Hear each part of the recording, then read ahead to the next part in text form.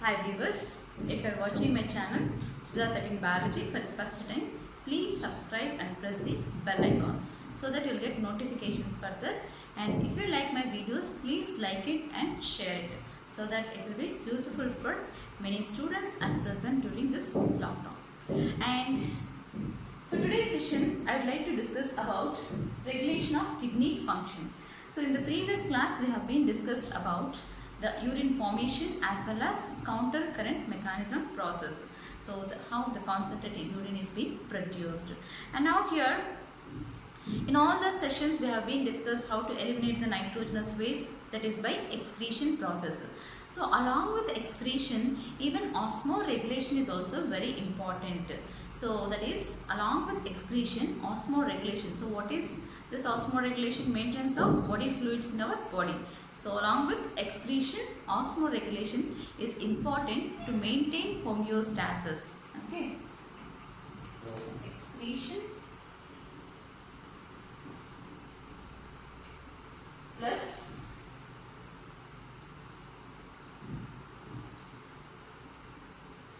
osmoregulation are very important to maintain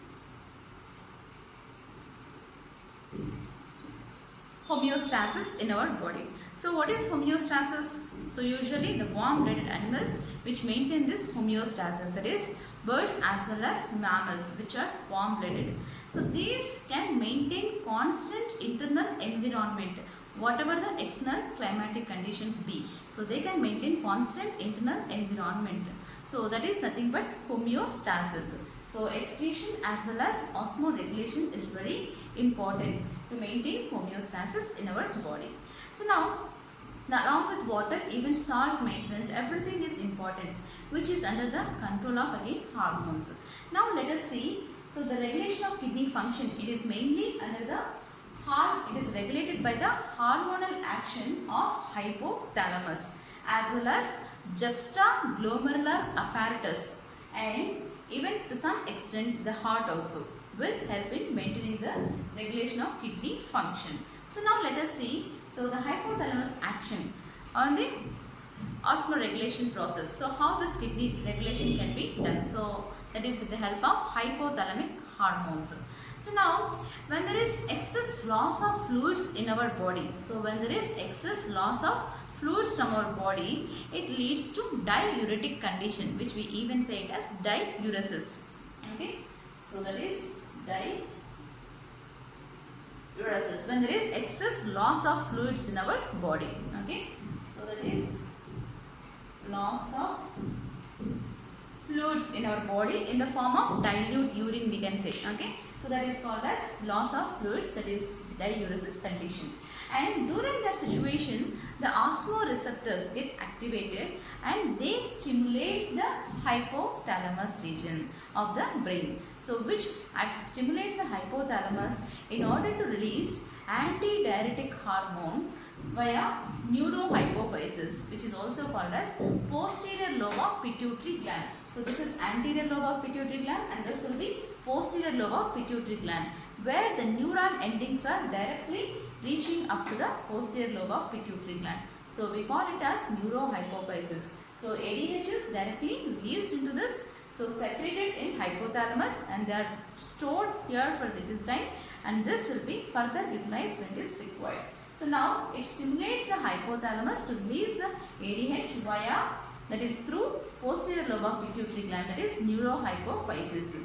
And now this ADH, it will monitor or regulate the kidney function, that is it is acting upon the DCT, that is distal convoluted tubule, as well as collecting duct. So it acts upon DCT as well as collecting duct in order to reabsorb more amount of water into the interstitial region. So you can see in DCT the water reabsorption is more, and in order to produce concentrated urine, as well as even in collecting duct, the water reabsorption is still more in order to produce hypertonic, more concentrated urine. So the water reabsorption into the interstitial region, which helps in increasing the body fluids, which increases the fluids in our body, that is in the interstitial region.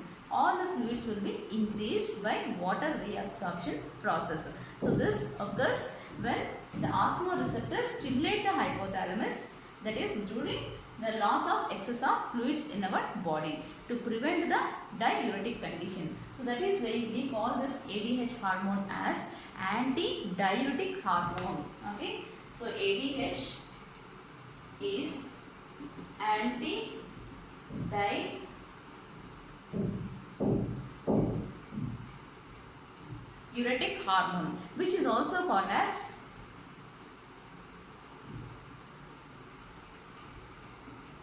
vasopressin, which is also called as vasopressin. So this will be stimulated when there is, so osmoreceptors will be stimulating the hypothalamus when there is loss of fluids.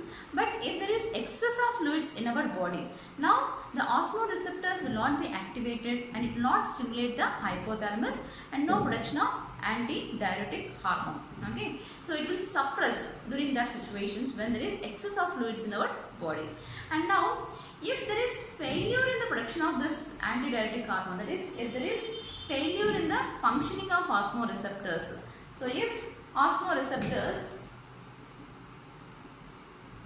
undergo failure, they are not functioning properly, then it cannot stimulate the hypothalamus under diuretic condition. Okay, so under diuretic condition it cannot stimulate the hypothalamus to release anti-diuretic hormone. So that is when osmoreceptors fail, it will not be able to stimulate the hypothalamus to release this anti-diuretic hormone, which will be finally leading to diabetes insipidus.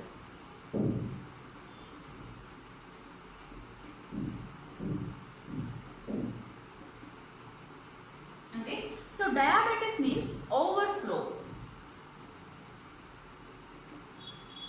Okay, so diabetes, which means overflow, and insipidus, it is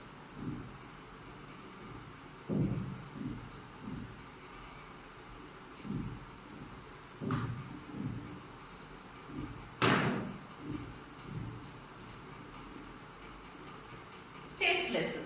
Diabetes, which means overflow, and insipidus, which means tasteless.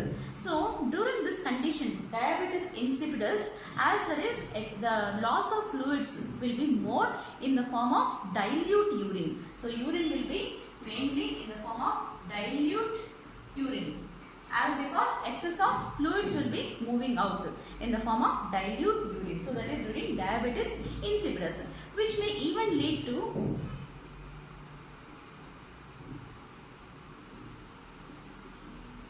dehydration, as well as it further even leads to low blood pressure. So even low blood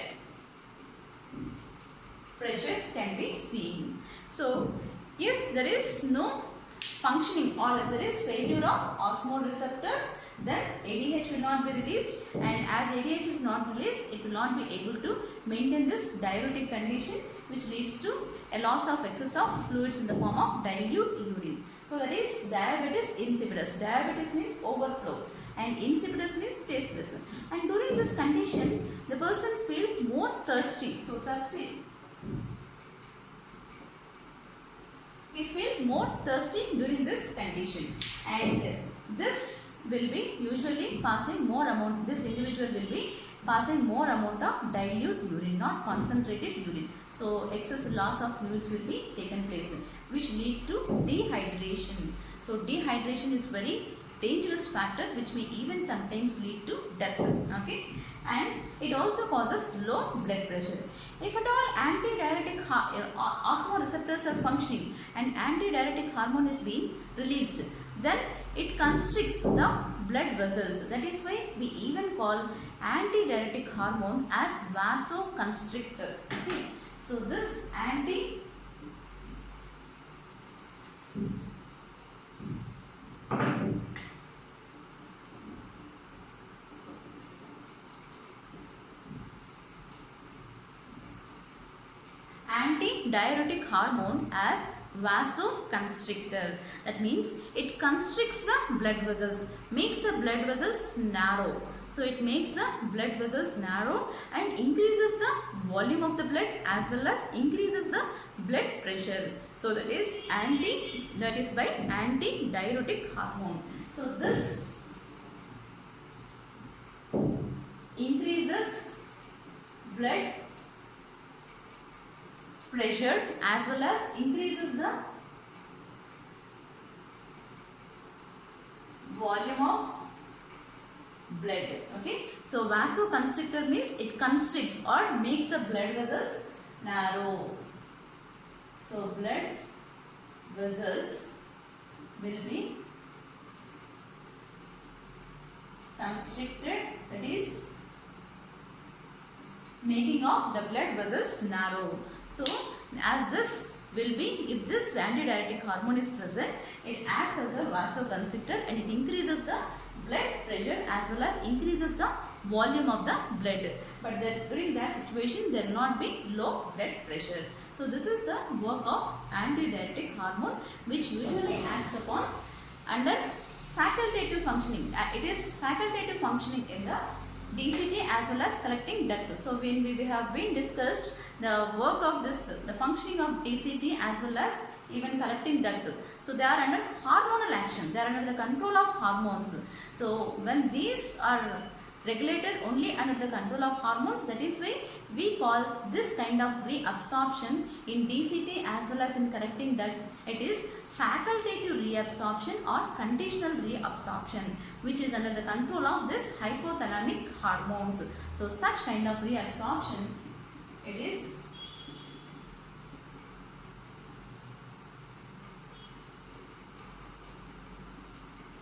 facultative reabsorption.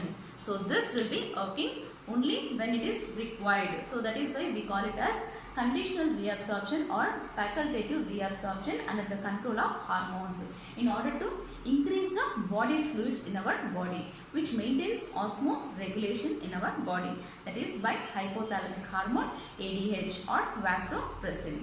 So in the next session we will be discussing about RAS mechanism. Thank you.